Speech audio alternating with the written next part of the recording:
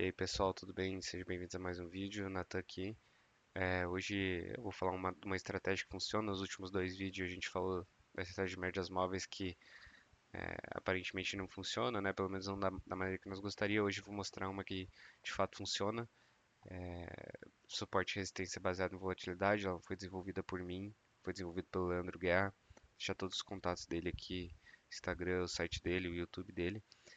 Eu tentei achar o artigo que ele escreveu sobre o assunto, acho que não está mais disponível, mas ele é extremamente solista. Se vocês forem no Instagram e chamarem ele, ele disponibilizará o artigo para vocês, tá? E o que que acontece? É uma estratégia de suporte e resistência baseada em volatilidade.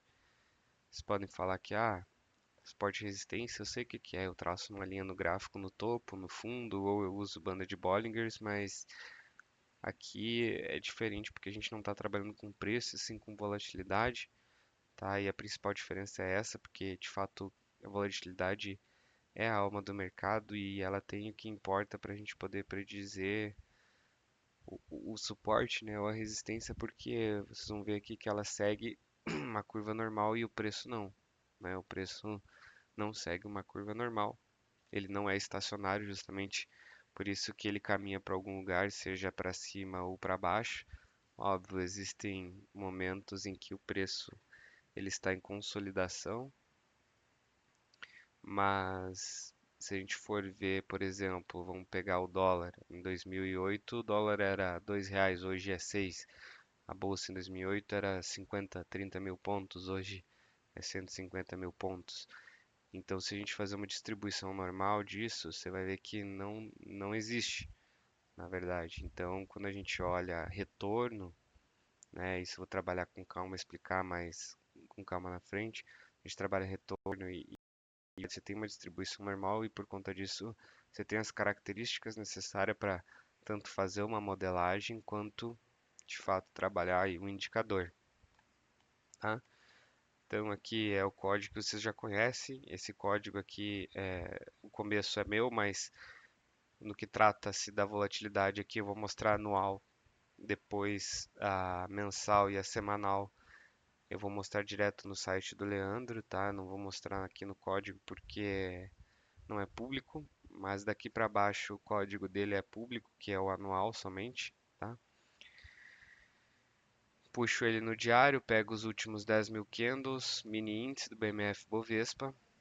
Aqui eu simplesmente faço um ajuste na coluna e aqui vem o cálculo da nossa volatilidade. Eu defino então aqui uma variável de 20 períodos, então eu pego e faço o desvio padrão dos retornos nos últimos 20 períodos, que é exatamente essa linha aqui. Os retornos, só relembrando, é o percentual change, ou seja, a mudança percentual entre os meus fechamentos, ou seja, do meu fechamento de ontem para o meu fechamento de hoje, qual que foi essa diferença percentual, certo?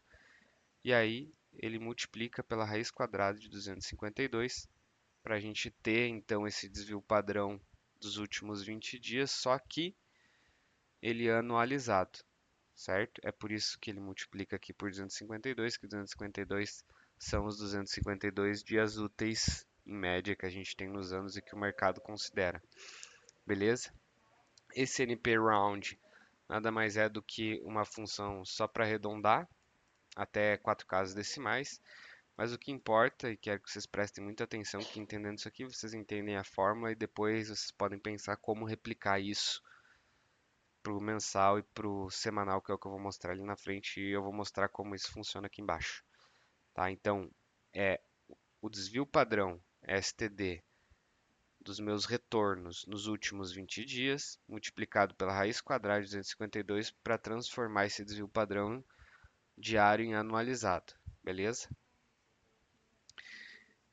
Aqui, para a gente ver então esse desvio padrão anualizado, pode ver que aqui ele tem um spike, né, em 2020 ali no Covid. Aqui foi 2008, provavelmente, onde ele teve o último spike. Pode ver que esse gráfico aqui ele é muito parecido com o VIX, né? Então, de fato, é interessante isso.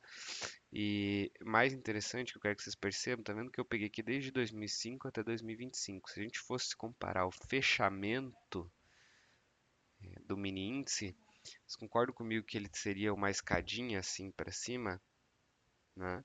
E aqui não, aqui você tem um índice que a gente fala estacionário, né? Você tem um índice que ele é um caixote, ou seja, ele tende a retornar à média sempre. Aqui a média dele, no caso, não é zero, mais ou menos 25, digamos, tá? Mas você vê que ele é assim, né? Ele é estacionário, que a gente fala, ele não é ascendente ou descendente, certo? Aqui embaixo, a gente vai ter o histograma do desvio padrão e é isso que eu falo para vocês. Percebe que o histograma ele tem aparentemente uma curva normal, uma distribuição normal, e justamente por conta dessa distribuição normal a gente consegue de fato fazer então o meu suporte, a minha resistência, porque espera-se que, por exemplo, se a gente procurar aqui desvio padrão, distribuição normal, normal de probabilidade. Vamos ver se a gente acha a imagem aqui que eu quero pegar para. Ah, essa daqui, ó. Então, deixa eu ver se eu abro ele em uma outra guia. Copiar o endereço da imagem, ficar melhor de ver.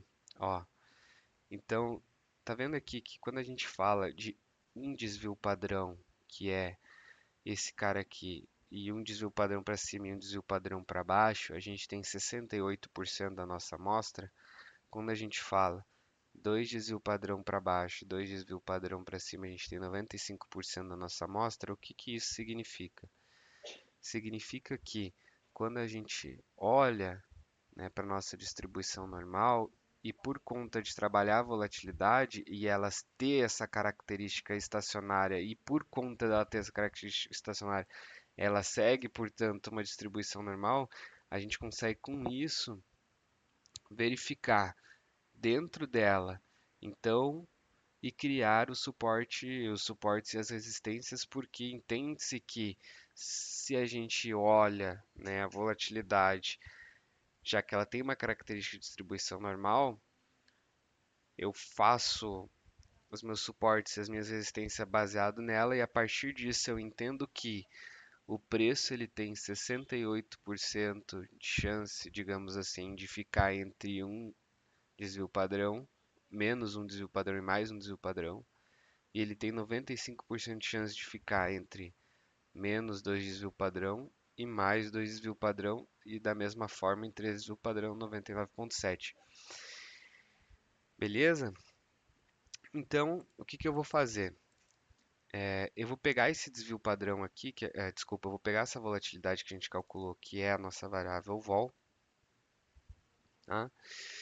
E vou fazer as bandas aqui. De que forma que eu vou fazer a banda superior e a banda inferior? Eu vou pegar a minha volatilidade, a minha vol, né, calculada anteriormente, anualizada, e vou somar ela então, vou multiplicar ela, desculpa aqui, para o meu adjusted close do ano anterior. Então, eu pego aqui 2024, pego o último dia do fechamento do ano de 2024, multiplico pela minha volatilidade, multiplico esse fechamento pela minha volatilidade e somo o meu fechamento. Para quê? Porque considere-se que o meu fechamento é a minha média. Então, eu pego a minha média e somo ela, né, ao meu desvio padrão, que é a multiplicação da minha volatilidade pelo meu adjusted close, e aí eu somo ela ao adjusted close, então aí eu consigo ter, né, o que seria essa banda aqui, então, de mais um desvio padrão, e da mesma forma, se eu faço isso no negativo, subtraindo, eu tenho meu menos um desvio padrão, faço isso com dois desvio padrão, faço isso com três desvio padrão, tá? Deixa eu até aqui para ficar mais bonitinho. Resumindo, entendendo isso aqui, eu vou disponibilizar para vocês essa parte do código, tá? E entendendo essa fórmula aqui da volatilidade como ela é calculada, vocês entendem o que é necessário que precisa para replicar isso, tá? Deixa eu ver se o código rodou aqui já não, vou rodar ele. Aqui são as bandas, então, para o nosso mini índice que foram calculadas no final de 2024. Eu quero que vocês entendam o quê? Que dia 31/12/2024, no último dia de mercado, no caso aqui a gente sabe que não é dia 31/12 porque acredito que não tenha sido dia útil, mas suponhamos, tá? Dia 31/12/2024, a gente já teria essas linhas traçadas aqui para o próximo ano. É isso que eu quero que vocês entendam. Perfeito? Então, eu já teria meu um desvio padrão para cima, meu um desvio padrão para baixo, dois desvio padrão para cima, dois desvio padrão para baixo, e aqui em cima meus três desvio padrão. E aqui o meu ano correndo de janeiro a julho de 2025. É isso que eu quero que vocês percebam. Há 6 meses atrás, hoje a gente está em julho de 2025, então há 7 meses atrás, eu já teria essas linhas traçadas, porque eu utilizei o fechamento do ano passado. E eu quero que vocês olhem isso aqui, ó. Olha que bizarro. Olha exatamente onde o preço bateu aqui em julho, 4 de julho, e derreteu de volta. Hã? Se não foi no nosso um desvio padrão para cima aqui. E eu, lembrando, eu tinha essas linhas traçadas desde o final de 2024, tá? Agora eu vou mostrar uma outra coisa para vocês. Eu vou jogar aqui 2019 para vocês verem como que o mini índice se comportou no Covid. Lembrando, eu teria essas linhas aqui do ano de 2020 traçadas no final de 2019, tá? Vamos lá. Que o preço começa a cair. Olha onde o preço segura aqui a primeira vez. Se não é no... Você tem o gap aqui do Covid. Vamos pegar só o Covid. Olha que bizarro isso aqui. Você teve o gap do Covid aqui. Na primeira caída, ele segurou no primeiro desvio padrão. Na segunda caída, ele segurou no segundo desvio padrão. E onde que o preço bateu antes de voltar tudo? Olha aqui, primeiro desvio padrão, segundo desvio padrão. Se não foi no terceiro desvio padrão. Hã? Olha que bizarro, cara. Eu tinha essa linha traçada desde 2019. Olha aqui, olha aqui. O preço foi exatamente no meu terceiro desvio padrão, assim, ó, no fundo, ou seja, em 2019 você saberia o fundo do Covid, cara. Você tem noção disso? Quando bateu no terceiro desvio padrão, significa que tem 99,7% de chance do preço ficar sobre essa faixa, ou seja, daqui não passa. Hã? Daqui não passa.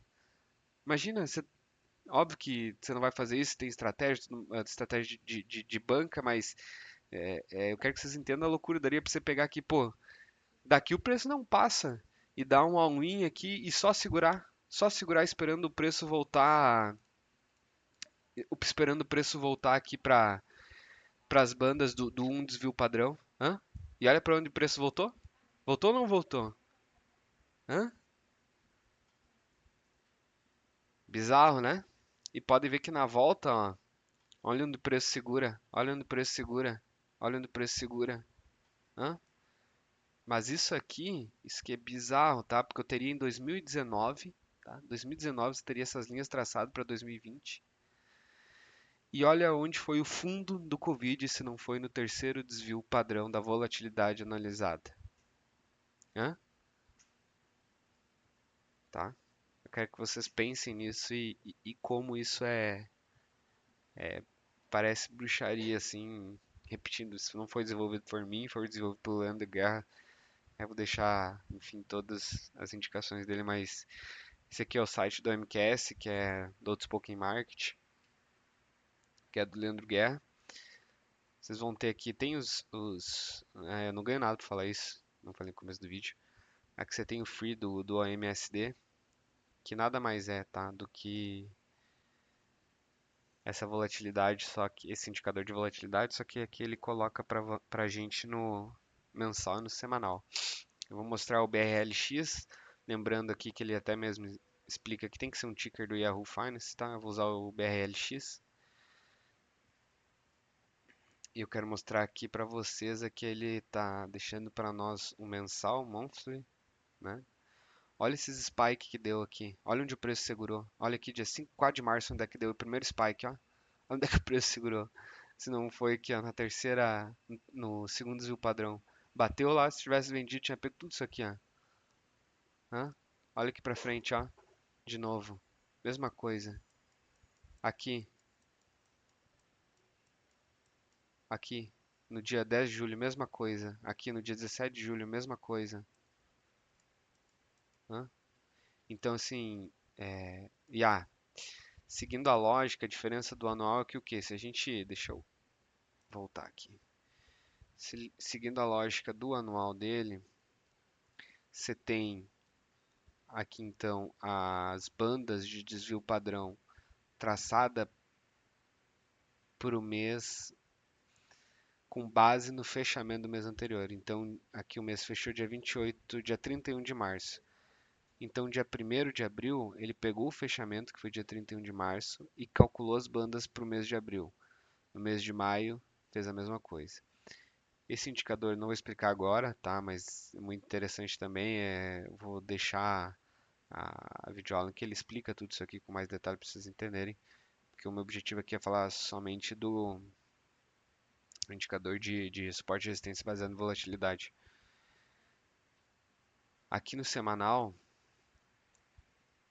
a gente tem essa mesma lógica do mensal. Olha como o preço bate e volta. Ó. Bate no primeiro desvio padrão, voltou. Bate lá embaixo, voltou. Bate aqui e voltou. Aqui ele ficou fora, pode ter certeza que ele estaria se aproximando, que ele não trouxe para nós. Mas lembra que a gente tem aqui em cima também o terceiro desvio padrão? E seguindo a mesma lógica do mensal, só que olha só, aqui no dia 10 de julho, no semanal, ele passou o segundo desvio padrão, provavelmente estava chegando o terceiro. Mas no mensal, que dia que foi esse aqui? Foi dia 10 de julho. Se a gente vier no mensal, vamos ver o que aconteceu aqui dia 10 de julho. Ó, bateu no primeiro desvio padrão e voltou. Hã? Loucura, não é? E aí, o semanal ele segue a mesma lógica do mensal. Então, na sexta-feira da semana anterior, ele pega o fechamento dessa sexta e calcula as bandas para a semana seguinte. Então, é bizarro como isso que funciona. Ele pega o fechamento quando é mensal do último dia útil do mês e faz para esse mês atual, né, no caso. Semanal, fechamento da última semana, faz as linhas de volatilidade para essa semana. E no anual, mesma coisa, fechamento do ano anterior, faz as linhas para esse ano. É isso que eu tenho para falar para vocês sobre esse indicador. Vou deixar o site para vocês acessarem, tá? Eu gosto muito desse indicador, de fato a gente vê que funciona. Exemplo aqui do Covid, porque ele tem uma lógica e como o Leandro sempre fala, volatilidade é a alma do mercado. Então, vou deixar, enfim, todas as informações dele aqui. E, cara, usem e abusem disso aqui porque de fato funciona, tá? E é loucura. É loucura, é um material muito bom e ele disponibiliza de graça pra gente estar usando. Beleza? Com os próximos vídeos aqui eu quero trazer algumas melhorias que eu fiz para mim nesse indicador, que é a questão de saída e de entrada, tá? Segue a mesma lógica dele, mas acredito que só com isso aqui vocês já conseguem, enfim, ter um retorno bacana aí no mercado. Vou pegar outro ativo aqui é o dólar BRLX, pegar o BTC USD para vocês terem uma olhada também como que funciona esse cara antes da gente terminar o vídeo.